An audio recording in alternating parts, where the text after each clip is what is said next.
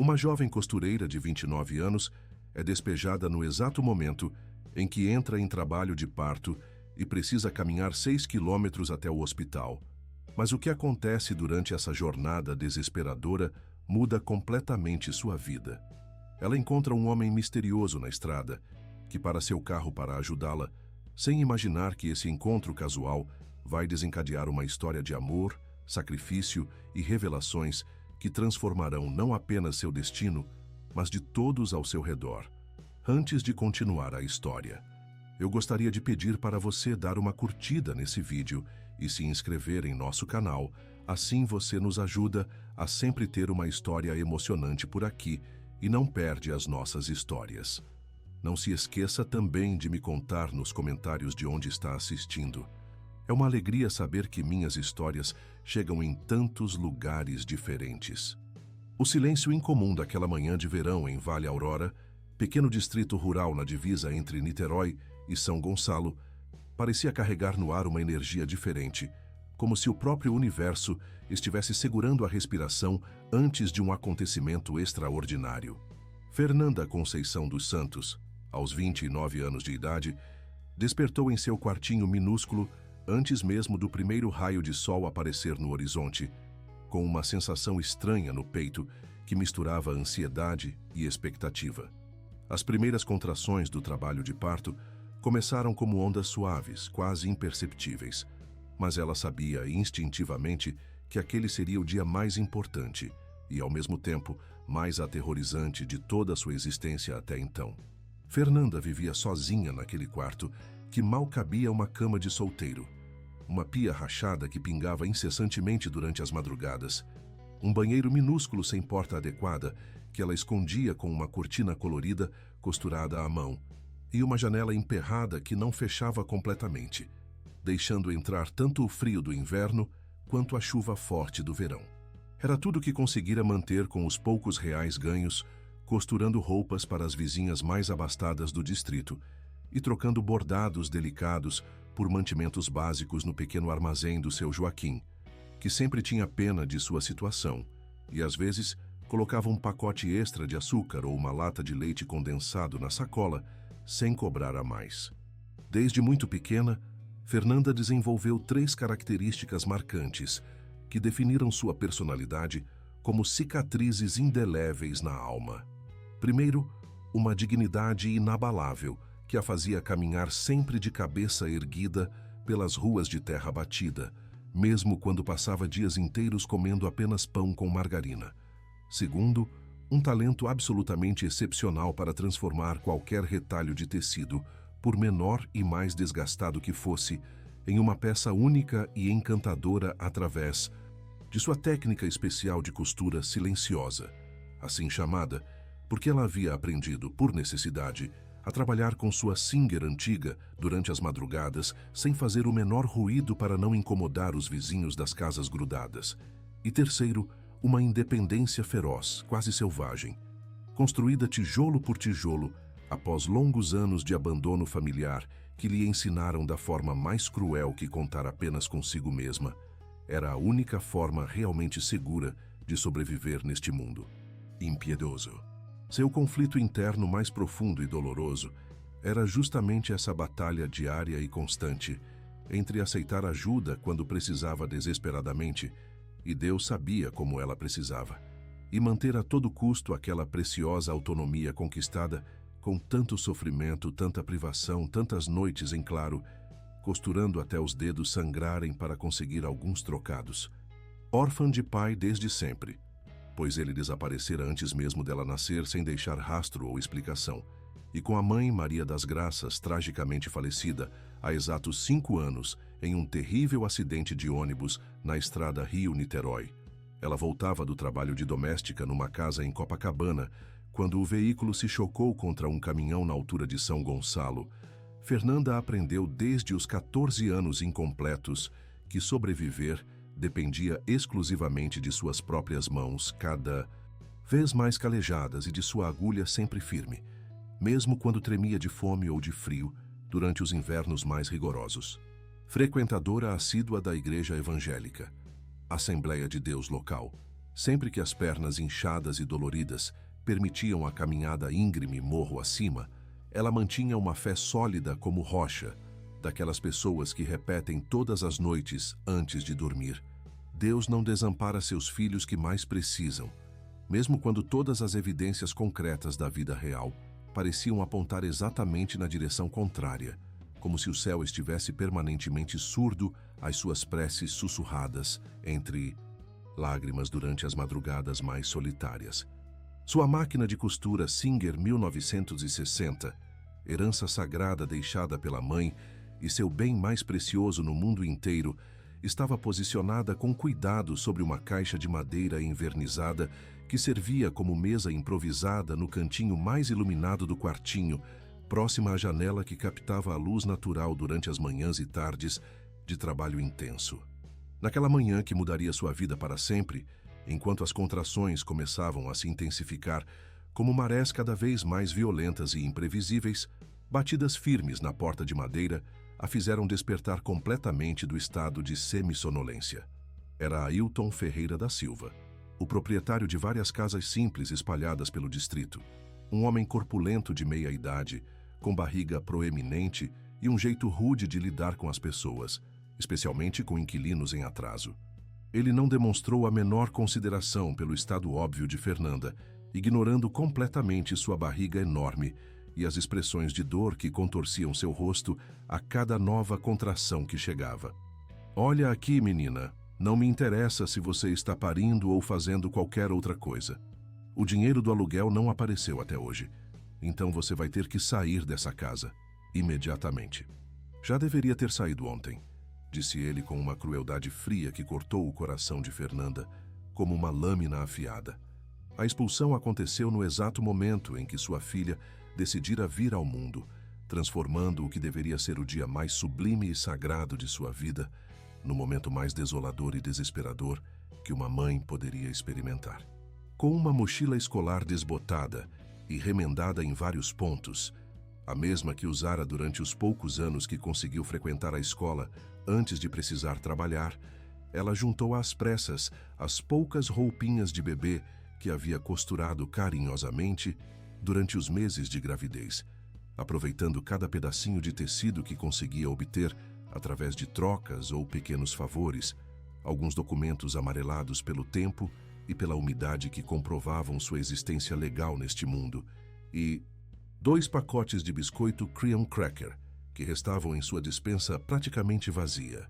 À frente dela se estendia uma missão que parecia fisicamente impossível: caminhar 6 quilômetros inteiros de estrada de terra e asfalto irregular até chegar ao Hospital Municipal Luiz Palmier, em São Gonçalo, carregando sua barriga imensa e lidando com contrações que se tornavam mais fortes e frequentes a cada minuto que passava. O sol de janeiro já queimava forte quando Fernanda começou a percorrer lentamente a trilha empoeirada que ligava o pequeno distrito de Vale Aurora à rodovia principal RJ 104. Cada passo representava uma verdadeira tortura física e emocional. Cada contração nova a dobrava completamente ao meio, como se uma força invisível estivesse espremendo seus órgãos internos, fazendo-a cair de joelhos na terra seca, pedregosa e escaldante que marcava sua roupa simples e suas mãos delicadas de costureira. As sandálias de borracha baratas, únicas que possuía e que já estavam se desfazendo há muitos meses por falta de dinheiro para comprar outras, finalmente cederam completamente durante a caminhada, deixando seus pés descalços e completamente vulneráveis às pedras cortantes, aos espinhos secos e aos cacos de vidro que ocasionalmente apareciam pelo caminho rural. O peso combinado da gravidez avançada e do desespero absoluto fazia com que o ar parecesse insuficiente para seus pulmões, como se ela estivesse respirando através de um canudo fino,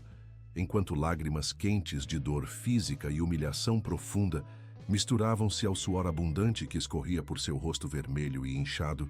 pelo esforço sobre-humano. A cada passo doloroso que conseguia dar em direção ao hospital distante,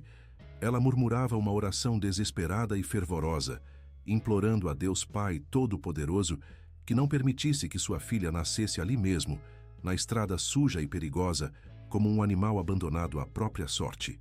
sem qualquer assistência médica adequada ou a dignidade mínima que todo ser humano merece no momento sagrado do nascimento. Foi justamente na descida mais íngreme e perigosa da trilha rural, quando uma contração particularmente violenta e prolongada a fez desabar completamente sobre a poeira quente e sufocante, que o destino resolveu intervir de forma completamente inesperada e miraculosa. João Batista de Oliveira, produtor artesanal de vinhos finos de origem gaúcha, que havia se estabelecido na região há 15 anos atrás, em busca de um recomeço após uma grande desilusão amorosa,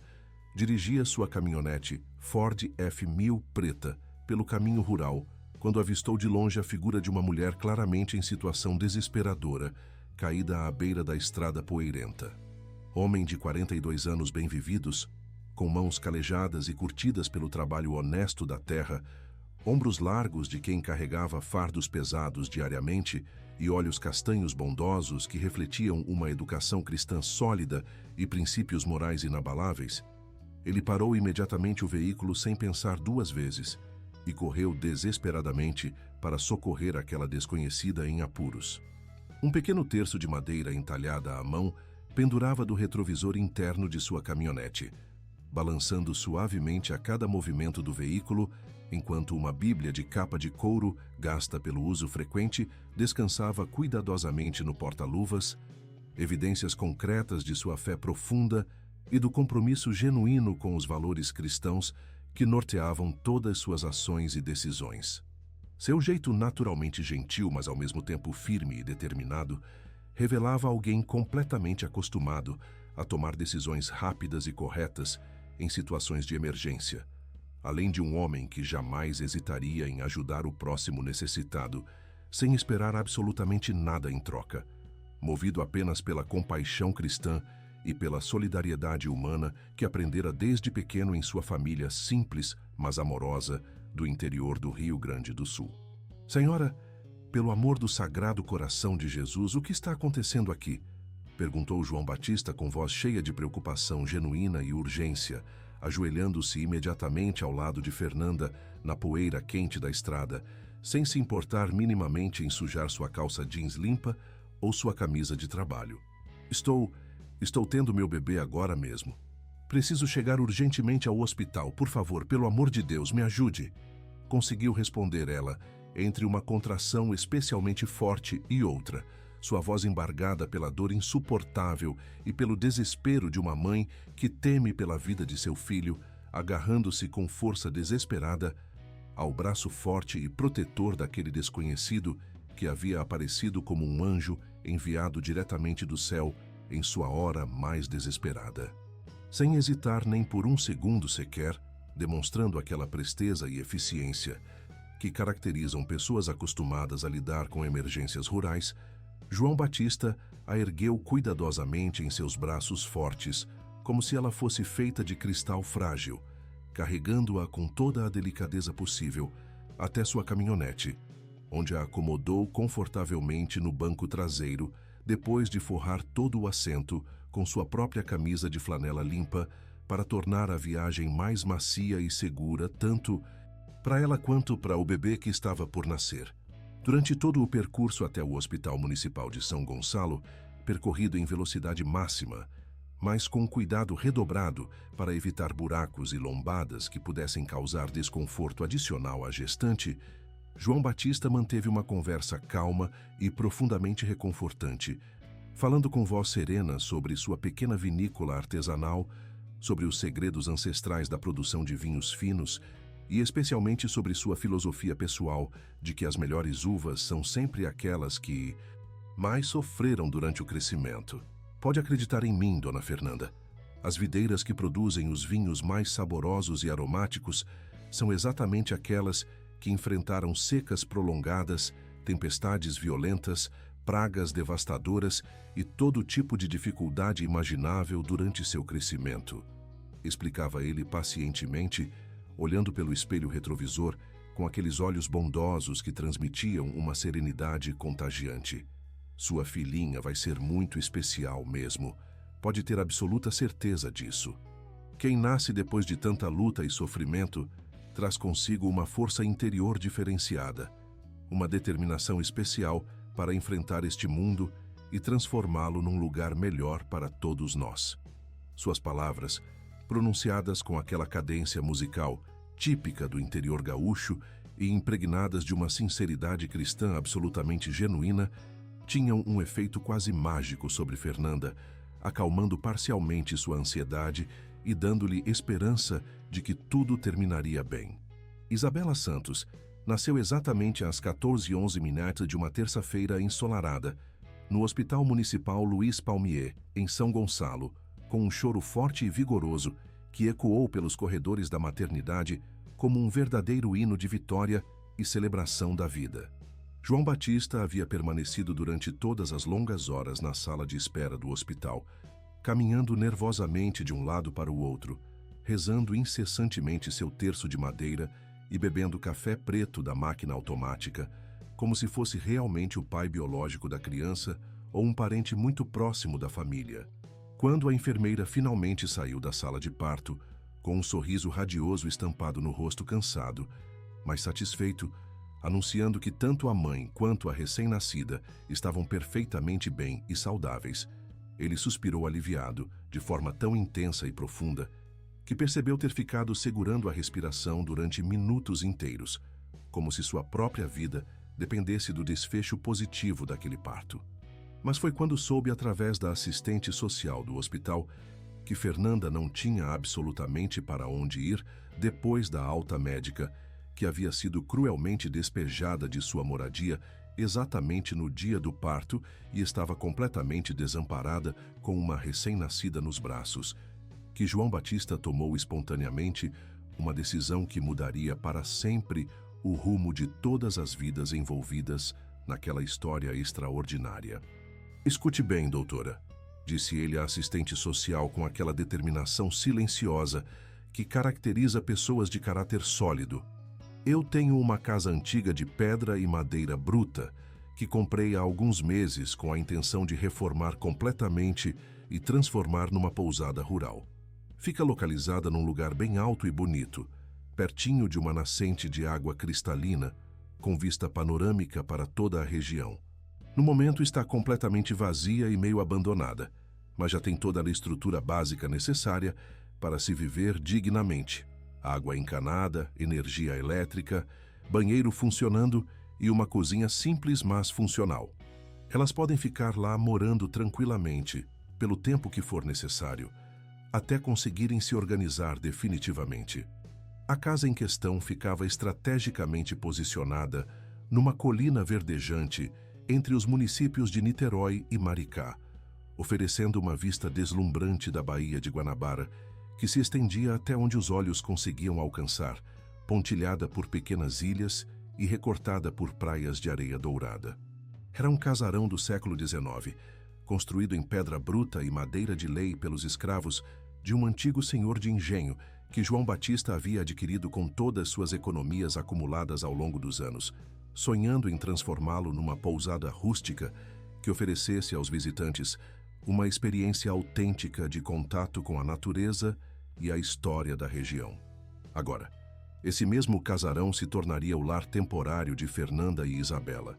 um refúgio seguro onde poderiam se recuperar e reconstruir suas vidas longe das pressões e julgamentos do mundo exterior. Durante os primeiros 3 meses após o nascimento de Isabela,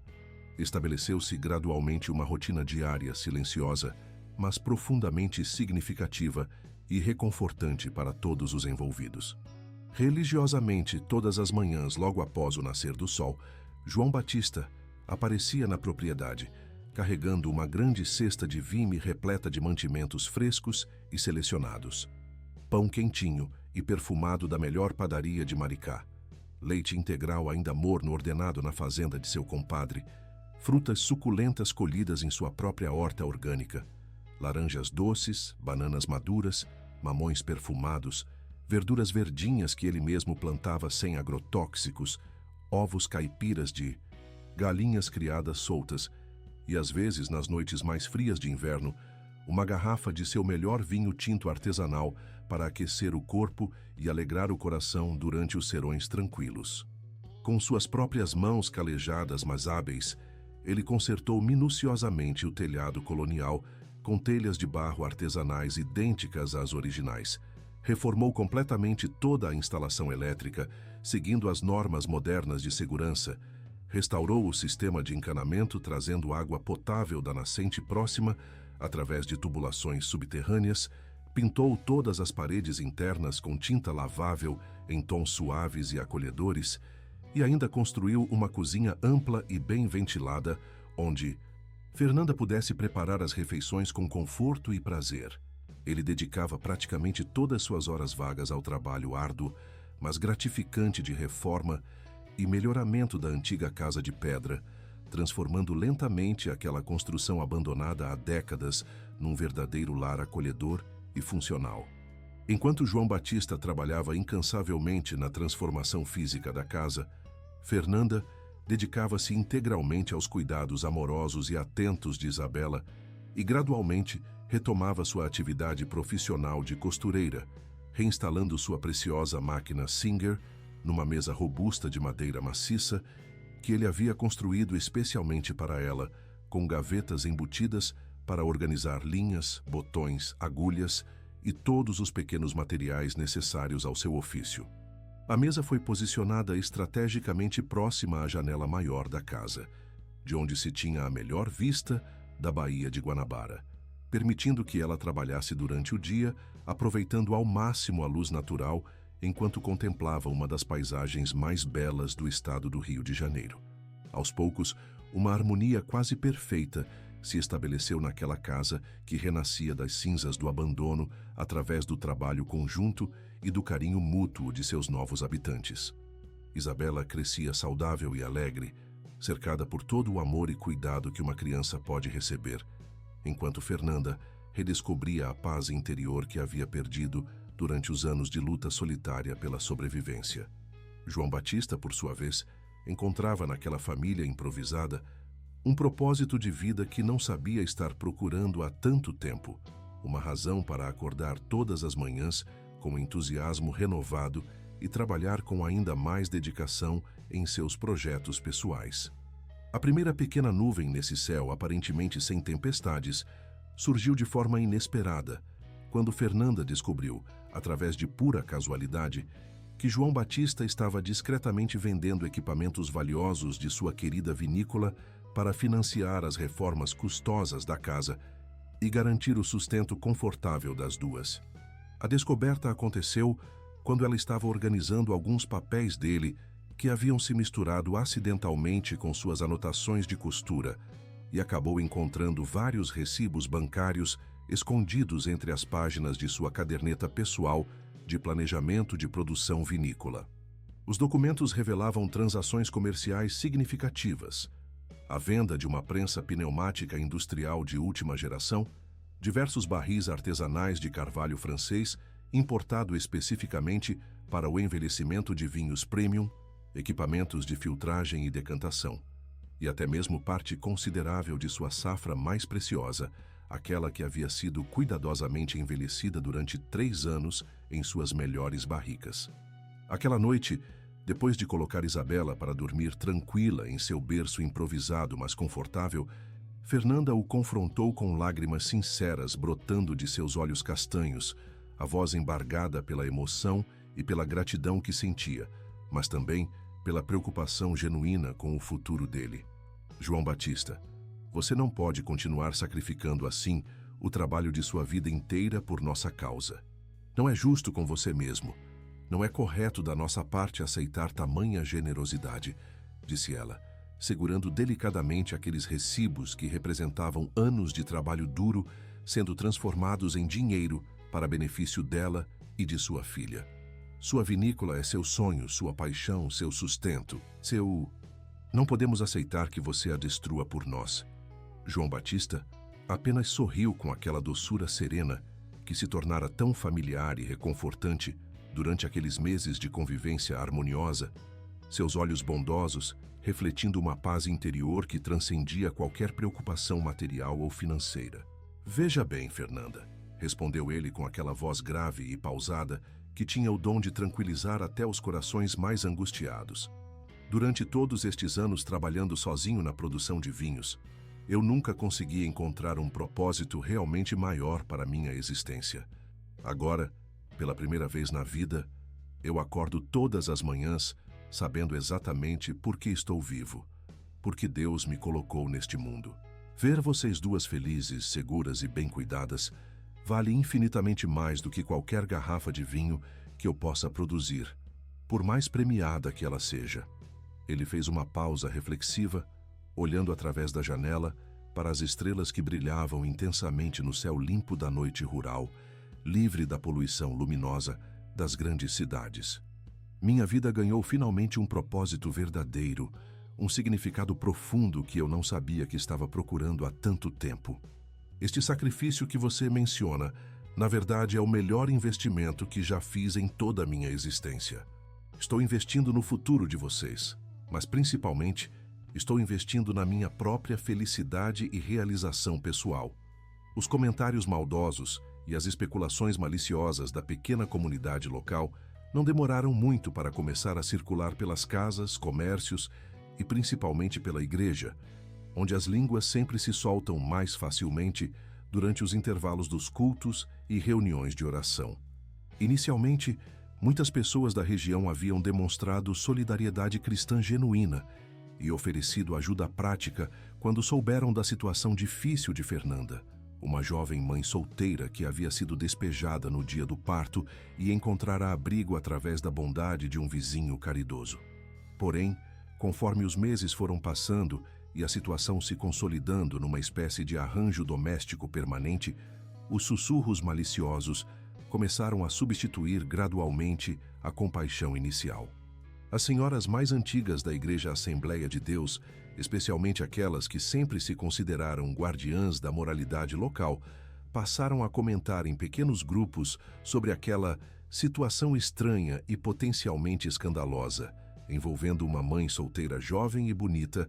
morando sozinha com um homem também solteiro, numa casa isolada no meio do mato. Não estou dizendo que há algo de errado acontecendo, dizia Dona Conceição, a líder do Círculo de Oração das Mulheres, mas as aparências importam muito na vida de uma cristã, e uma moça honesta precisa sempre pensar na reputação, principalmente tendo uma filhinha pequena para criar com bom exemplo. O pastor Josué Santos, homem sério e respeitado por toda a comunidade evangelical da região, chamou Fernanda para uma conversa particular em seu gabinete pastoral depois de um culto dominical especialmente concorrido. Irmã Fernanda, começou ele com aquele tom paternal mas ligeiramente preocupado que usava para tratar assuntos delicados. Eu entendo perfeitamente sua situação muito difícil e admiro a forma corajosa como você tem enfrentado todas as dificuldades que a vida lhe impôs. Mas preciso lhe dizer que o povo está comentando, e sabemos que as palavras voam rapidamente numa comunidade pequena como a nossa. Ele fez uma pausa significativa, entrelaçando os dedos sobre a mesa de madeira escura de seu escritório simples, mas funcional. Uma mulher cristã sempre deve ser exemplo de virtude e conduta irrepreensível, ainda mais quando tem uma filha pequena que vai crescer observando cada movimento seu. As pessoas estão se perguntando sobre a natureza exata dessa sua relação com o irmão João Batista. E embora eu tenha certeza absoluta de que não há nada impróprio acontecendo entre vocês, o que importa às vezes é a percepção que os outros têm da situação. As palavras do pastor doeram profundamente no coração de Fernanda, não porque ela tivesse qualquer coisa para esconder ou se envergonhar, mas porque percebia como a bondade genuína e o amor cristão verdadeiro podiam ser distorcidos pelas mentes pequenas e pelos corações invejosos. Pastor Josué, respondeu ela com aquela dignidade natural que sempre a caracterizou, mantendo a voz firme apesar da emoção que transparecia em seus olhos. O Senhor sabe muito bem que minha vida sempre foi um livro aberto diante de Deus e dos homens. João Batista me salvou quando eu mais precisei, ofereceu abrigo quando não tínhamos para onde ir,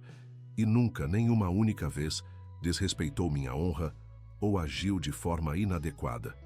Ela respirou fundo antes de continuar, escolhendo cuidadosamente cada palavra. Se as pessoas querem enxergar malícia, onde só existe caridade cristã, se preferem suspeitar do que admirar um ato de bondade genuína, isso diz muito mais sobre o coração delas do que sobre nossa conduta. Deus conhece nossas intenções, pastor, e isso me basta. Não vou me envergonhar de aceitar ajuda quando estava desesperada. Nem vou pedir desculpas por estar vivendo dignamente, graças à generosidade de um homem temente a Deus. Mesmo assim,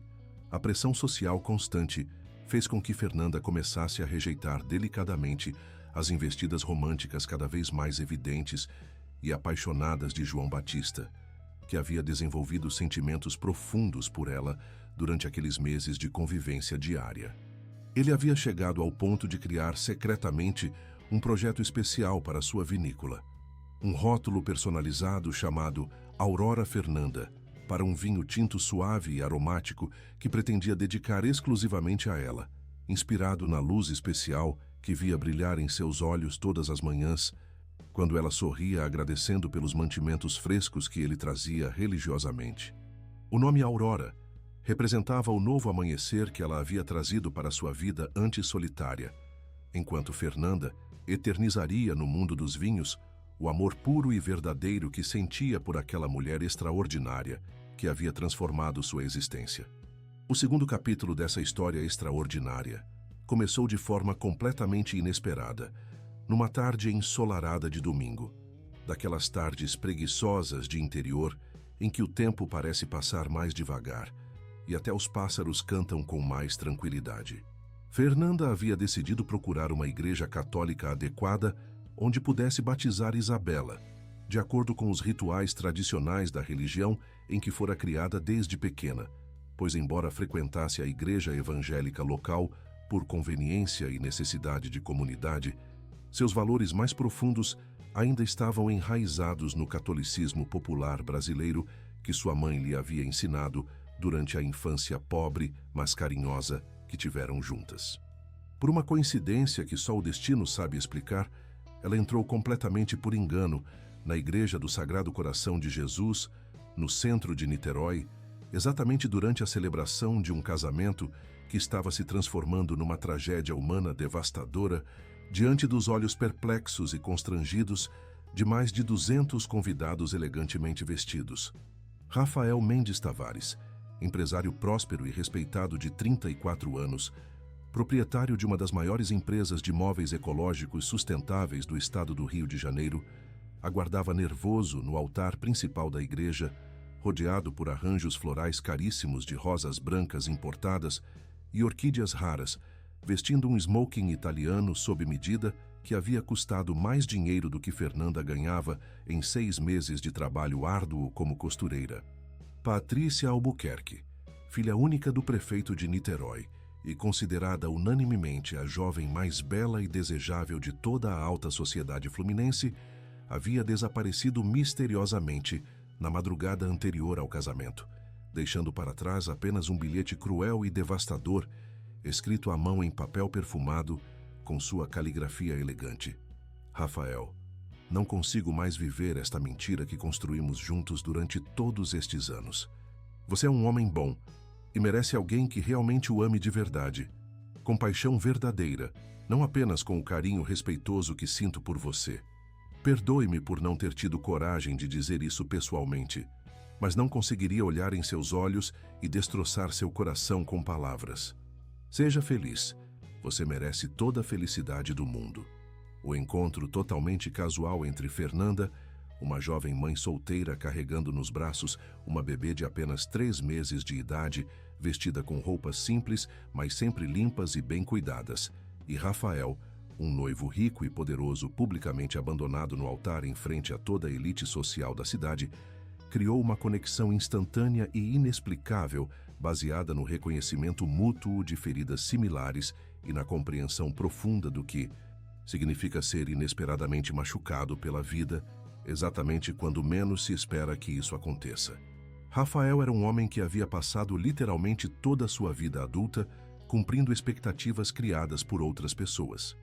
Primeiro, as expectativas altíssimas de seus pais perfeccionistas, que sonhavam vê-lo transformado num empresário de sucesso e num marido exemplar. Depois, as expectativas da sociedade elitizada,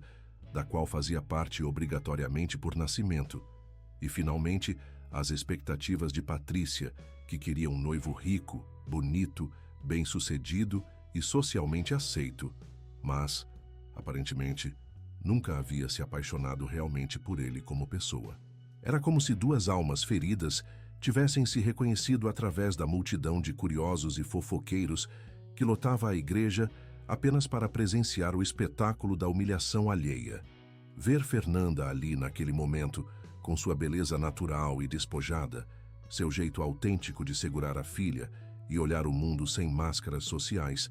representava tudo que sua existência artificial e fabricada nunca conseguira lhe proporcionar em termos de verdade humana e autenticidade emocional. Nos dias que se seguiram àquela tarde traumática na igreja, Rafael começou a aparecer regularmente na Casa da Colina, sempre trazendo presentes caros e sofisticados para Isabela.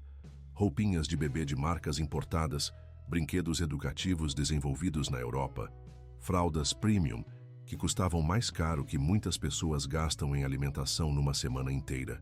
e buquês de flores exóticas para Fernanda, sempre acompanhados de cartões escritos à mão com mensagens poéticas sobre como ela havia trazido cor e significado para sua vida, que antes era apenas um vazio elegante,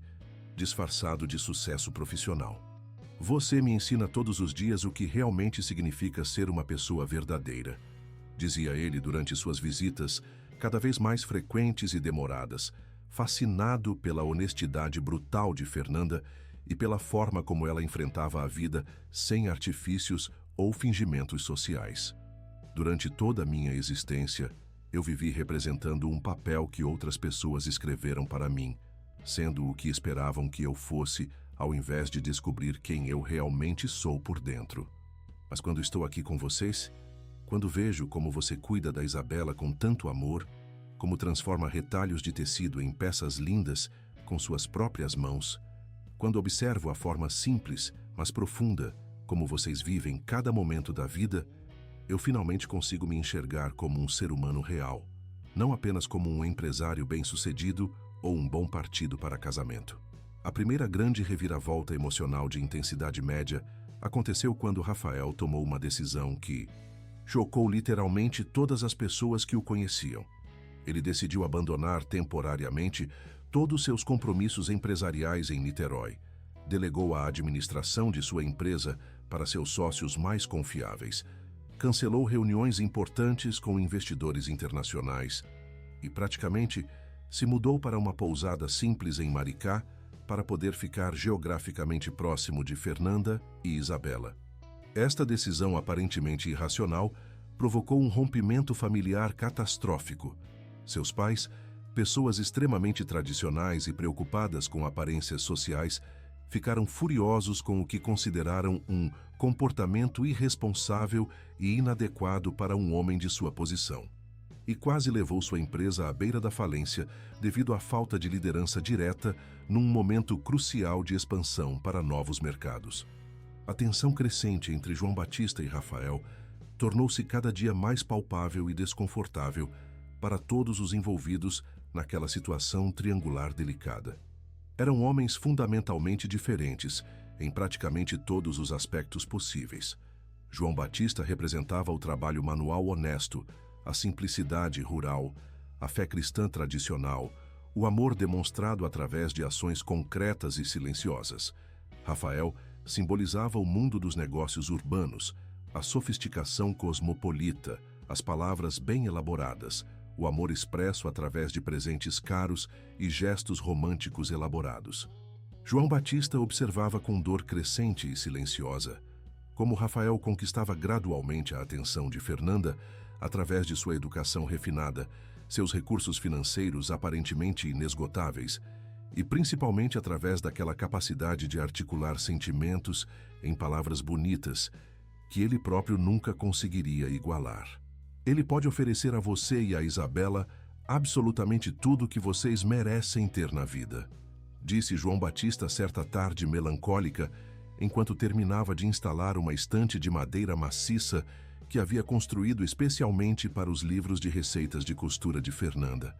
A voz carregada daquela tristeza profunda que só os corações generosos conhecem quando percebem que seu amor talvez não seja o melhor para a pessoa amada. Mas sei que isso pode não ser suficiente para uma mulher inteligente e uma criança que merece ter todas as oportunidades do mundo. Fernanda sentia-se profundamente dividida entre dois sentimentos aparentemente inconciliáveis. De um lado, a gratidão imensa e eterna por João Batista, que literalmente havia salvado sua vida, e a de Isabela quando elas mais precisaram, oferecendo não apenas abrigo físico, mas um lar verdadeiro cheio de carinho desinteressado. De outro lado, uma atração crescente e inegável por Rafael, que representava um universo de possibilidades que ela jamais havia imaginado acessível para alguém de sua origem social humilde, um mundo onde Isabela poderia ter educação de qualidade, oportunidades profissionais, uma vida confortável e digna, sem as privações que ela própria havia enfrentado durante toda a juventude. Durante uma animada feira de artesanato, que acontecia mensalmente no Centro Histórico Preservado de Paraty, evento que atraía turistas de todo o Brasil e até do exterior interessados em conhecer e adquirir peças autênticas do artesanato brasileiro, Fernanda havia montado um pequeno estande improvisado onde expunha alguns de seus trabalhos mais bonitos e representativos, na esperança de conseguir alguma renda extra que pudesse contribuir para as despesas crescentes com Isabela e talvez, quem sabe, começar a retribuir pelo menos simbolicamente toda a generosidade que João Batista havia demonstrado durante aqueles meses de acolhimento generoso. Foi exatamente nesse contexto que ela foi abordada com entusiasmo genuíno por Mônica Santos Almeida,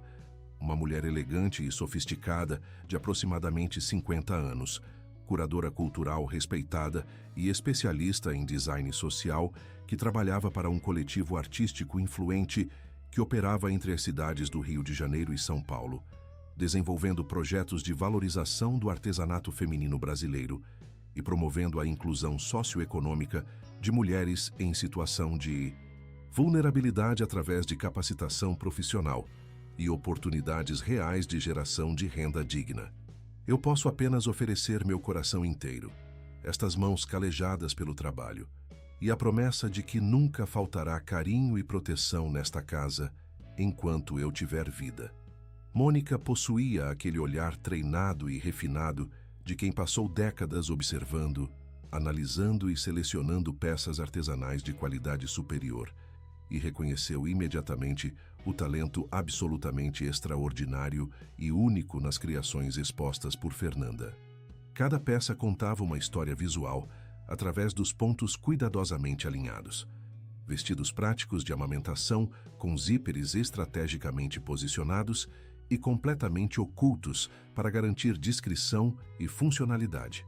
Bordados únicos e irrepetíveis, feitos exclusivamente com materiais de reaproveitamento. Retalhos de tecidos descartados por lojas, linhas sobradas de outras costuras, botões recuperados de roupas antigas, transformados através de técnica apurada em verdadeiras obras de arte têxtil,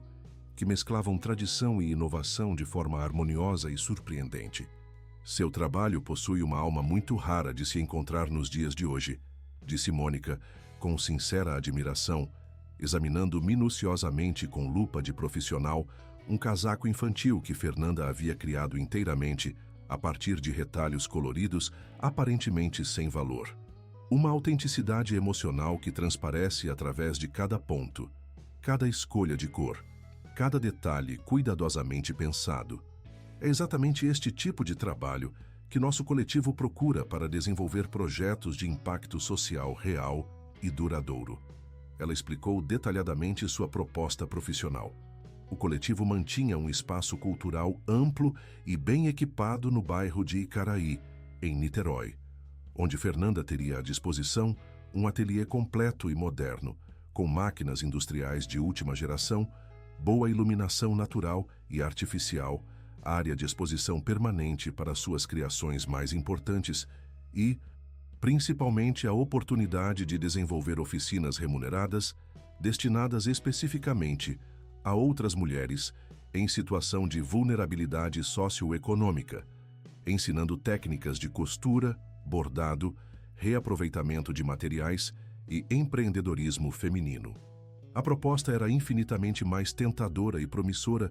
do que qualquer sonho que Fernanda havia ousado alimentar durante suas noites solitárias de costura na máquina Singer herdada da mãe. Representava não apenas independência econômica real e sustentável, mas também a possibilidade concreta de transformar seu talento pessoal numa ferramenta de transformação social, ajudando outras mulheres a descobrirem suas próprias capacidades e construírem caminhos dignos de sustento próprio. Porém, aceitar aquela oportunidade única significava inevitavelmente deixar para trás a segurança aconchegante da casa na colina que João Batista havia reformado com tanto carinho, abandonar a proteção incondicional e silenciosa que ele oferecia diariamente e principalmente enfrentar corajosamente uma vida completamente nova numa cidade grande e desconhecida, levando consigo apenas Isabela e a responsabilidade integral por seu futuro. Após várias noites consecutivas de reflexão intensa, pesando cuidadosamente todos os prós e contras daquela decisão que poderia definir permanentemente os rumos de sua existência e da vida de Isabela, Fernanda finalmente tomou a decisão que acreditava ser mais acertada para ambas. Aceitaria a proposta profissional de Mônica e se mudaria para Niterói, onde tentaria construir uma vida independente baseada em seu próprio trabalho e talento, sem depender da generosidade alheia por mais tempo do que já havia dependido. A notícia atingiu João Batista, com a força devastadora de um soco no estômago desprotegido. Durante todos aqueles meses de trabalho árduo, ele havia sacrificado silenciosamente praticamente tudo que possuía para criar um ambiente perfeito onde Fernanda e Isabela pudessem viver tranquilas e felizes, sonhando secretamente que aquela situação temporária pudesse eventualmente se transformar numa família real e definitiva. Agora vê-las partir justamente quando tudo estava finalmente organizado e funcionando harmoniosamente, representava o desmoronamento completo de seus sonhos mais íntimos e preciosos. Mas, sempre fiel ao caráter generoso e desinteressado que o caracterizava desde sempre, ele simplesmente disse, com voz embargada pela emoção, mas firme na determinação: "Se é isso que vai fazer vocês verdadeiramente felizes e realizadas, então é exatamente isso que deve acontecer. Vocês sempre poderão contar comigo para qualquer coisa que precisem. Não importa onde estejam ou que tempo tenha passado." O ateliê ficava nos fundos de uma casa cultural histórica, pintada de azul claro com detalhes em amarelo vibrante, localizada no charmoso bairro de Icaraí, a apenas 3 quadras da praia e com uma vista parcial deslumbrante da Baía de Guanabara, que mudava de cor conforme a hora do dia e a posição do sol no céu. Era um espaço relativamente pequeno, mas extremamente bem planejado e completamente equipado com tudo que uma costureira profissional poderia desejar. Máquinas industriais modernas para diferentes tipos de costura, boa iluminação natural através de janelas amplas voltadas para o norte, sistema de ventilação adequado, área de corte com mesa grande e réguas precisas, estantes organizadas para armazenamento de tecidos e materiais diversos, e até mesmo um cantinho aconchegante com sofá e mesa baixa, onde as mulheres podiam conversar durante os intervalos das oficinas. Pela primeira vez em toda a sua vida adulta, Fernanda finalmente tinha um espaço verdadeiramente seu, onde podia criar sem limitações de tempo, dinheiro ou espaço físico, onde podia experimentar técnicas novas, desenvolver projetos mais ambiciosos e, principalmente, onde podia ensinar outras mulheres a descobrirem o mesmo prazer e independência que ela havia encontrado no trabalho manual qualificado. Rafael a seguiu para Niterói exatamente como havia prometido, cumprindo religiosamente sua promessa de caminhar sempre ao seu lado, sem nunca puxar nem empurrar, alugando um apartamento confortável nas proximidades para estar disponível sempre que ela precisasse, mas respeitando escrupulosamente seu espaço e sua necessidade de construir uma vida autônoma. João Batista permaneceu na Casa da Colina, mas fazia viagens regulares à cidade pelo menos 2 vezes por semana, sempre trazendo na caminhonete produtos frescos de sua terra, frutas da estação colhidas em sua horta, ovos caipiras de suas galinhas, pães caseiros feitos por uma vizinha que tinha uma pequena padaria artesanal e, claro, algumas garrafas de seus melhores vinhos para alegrar os serões de Fernanda depois dos dias intensos de trabalho. Isabela, agora com quase 2 anos de idade, havia desenvolvido um carinho especial pelo tio João, como o chamava com aquela pronúncia doce e atrapalhada das crianças pequenas, correndo para seus braços sempre que ele aparecia e pedindo para ouvir suas histórias sobre os animais da fazenda e os segredos da produção de vinhos. Em Niterói, cercada pelo ambiente cultural vibrante e estimulante de uma cidade que respira arte, história e diversidade, Fernanda literalmente floresceu de maneira extraordinária e surpreendente. Suas famosas costuras silenciosas ganharam rapidamente reconhecimento, não apenas no circuito artístico local, mas em todo o estado do Rio de Janeiro, sendo mencionadas em revistas especializadas, blogs de moda sustentável e até mesmo num documentário sobre empreendedorismo feminino brasileiro, que foi exibido em festivais de cinema nacionais e internacionais. Ela desenvolveu um método próprio de ensino que combinava técnicas tradicionais de costura com conceitos modernos de sustentabilidade e reaproveitamento criativo, criando oficinas temáticas que rapidamente se transformaram em verdadeiras rodas de conversa para mulheres solitárias, separadas, viúvas, desempregadas, ou simplesmente mulheres que precisavam de um espaço seguro de acolhimento e desenvolvimento pessoal. O ambiente cultural rico e diversificado da cidade, com seus museus de arte contemporânea,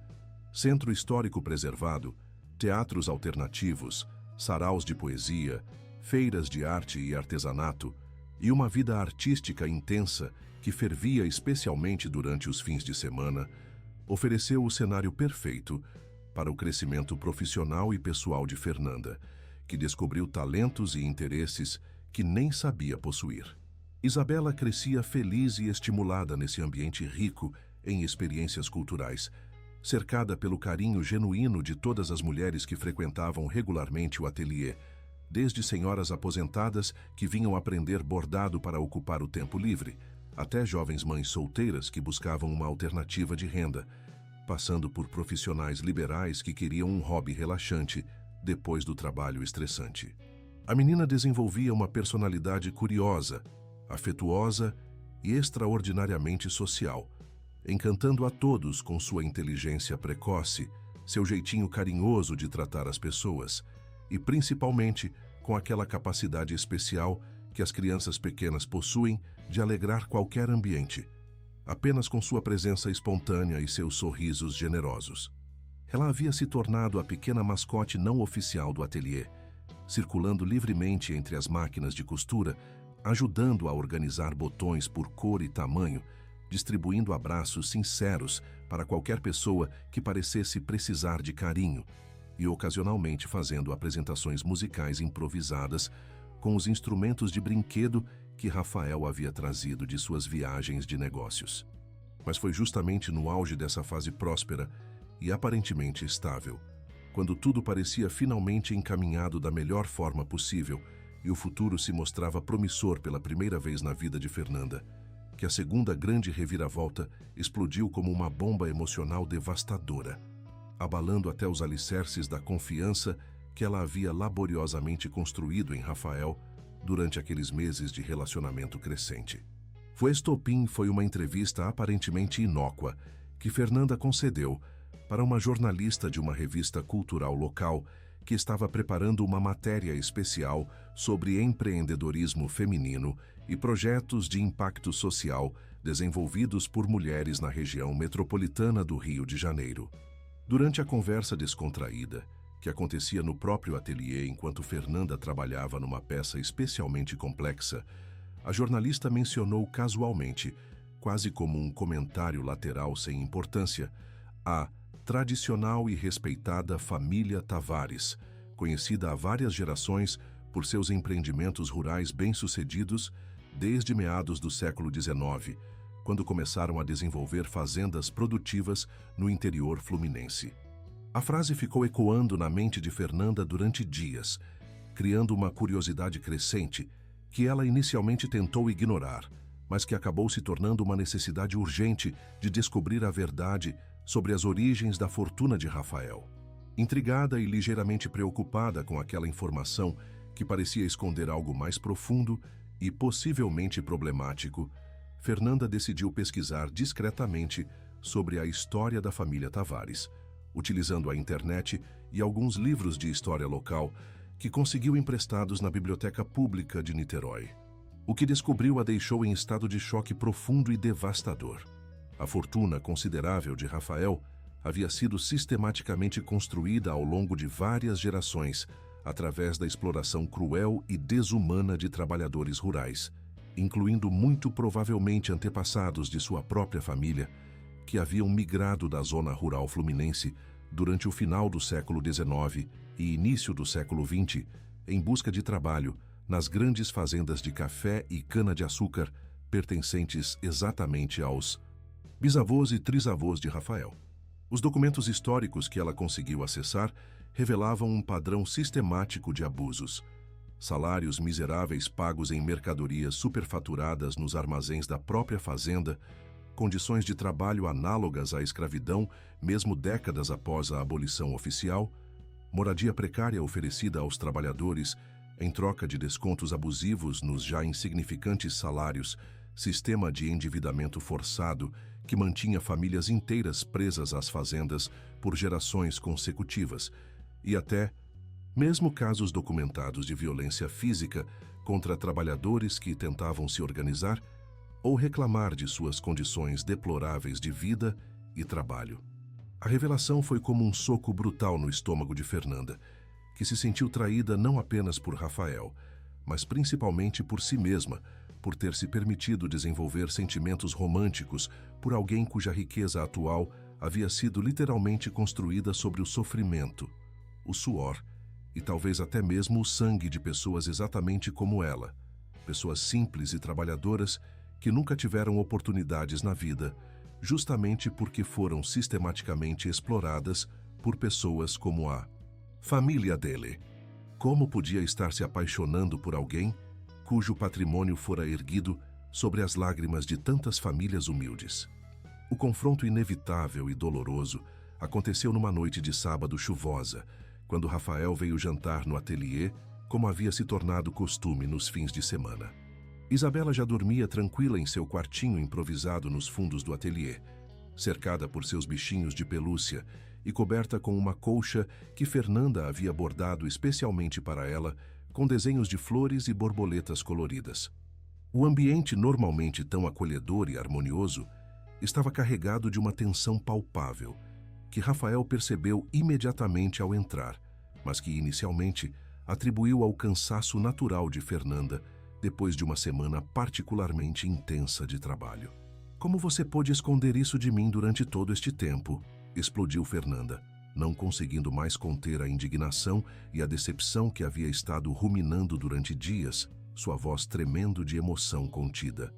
"Sua família enriqueceu explorando sistematicamente pessoas da minha origem social, gente simples que só queria trabalhar honestamente para sustentar os filhos. E você acha que posso simplesmente ignorar essa realidade terrível e continuar vivendo como se nada tivesse acontecido?" As lágrimas corriam livremente por seu rosto, mas não eram lágrimas apenas de tristeza. Eram lágrimas de raiva, de indignação, de decepção profunda com alguém em quem havia começado a confiar. Verdadeiramente. Rafael ficou visivelmente abalado pela intensidade da reação de Fernanda, suas mãos tremulando ligeiramente, enquanto tentava encontrar palavras adequadas para explicar algo que sabia ser praticamente indefensável do ponto de vista moral e humano. "Fernanda, por favor, deixe-me explicar", implorou ele, a voz carregada de uma angústia genuína que ela nunca havia visto antes. "Eu passei literalmente toda a minha vida adulta tentando me redimir pelos erros terríveis cometidos pelas gerações passadas da minha família. Por isso, invisto pesadamente em projetos sociais de verdadeiro impacto, Por isso, desenvolvi uma empresa focada exclusivamente em sustentabilidade e responsabilidade ambiental. Por isso, apoio financeiramente dezenas de organizações que trabalham com inclusão social e combate à pobreza. Ele respirou fundo, tentando organizar pensamentos que pareciam atropelados pela emoção. Mas eu sabia, desde o primeiro momento em que nos conhecemos, que se você descobrisse a origem histórica da minha fortuna, me rejeitaria completamente antes mesmo de ter a oportunidade de me conhecer como pessoa, de ver quem eu realmente sou hoje, independentemente dos crimes que meus antepassados cometeram há mais de um século. Eu não estava tentando enganá-la, Fernanda. Estava apenas tentando ganhar tempo para provar através de ações concretas que não sou como eles, que dedico minha vida inteira a tentar reparar, na medida do possível, os danos que eles causaram. A confiança laboriosamente construída entre eles durante aqueles meses de relacionamento crescente estava profundamente abalada, talvez irremediavelmente rachada, e Fernanda precisava urgentemente repensar todos os seus sentimentos, todas suas decisões, toda a direção que sua vida havia tomado desde que conheceu Rafael. Seria realmente possível amar genuinamente alguém cujo passado familiar estava permanentemente manchado pelo sofrimento histórico do seu próprio povo? Seria justo condenar uma pessoa pelos crimes de seus antepassados, mesmo quando essa pessoa demonstrava sinceramente estar tentando reparar os danos através de sua conduta atual? Ou seria ingenuidade perigosa acreditar que o dinheiro sujo do passado pudesse ser limpo pelas boas ações do presente? As semanas que se seguiram foram de tormento emocional intenso e constante para todos os envolvidos naquela situação cada vez mais complicada. Fernanda mergulhou obsessivamente no trabalho, intensificou drasticamente a carga horária das oficinas, desenvolveu novos projetos mais ambiciosos e evitou sistematicamente qualquer conversa mais profunda ou pessoal com Rafael, que, por sua vez, intensificou desesperadamente seus esforços para demonstrar, através de ações concretas e irrefutáveis, sua sinceridade na tentativa de redenção histórica familiar.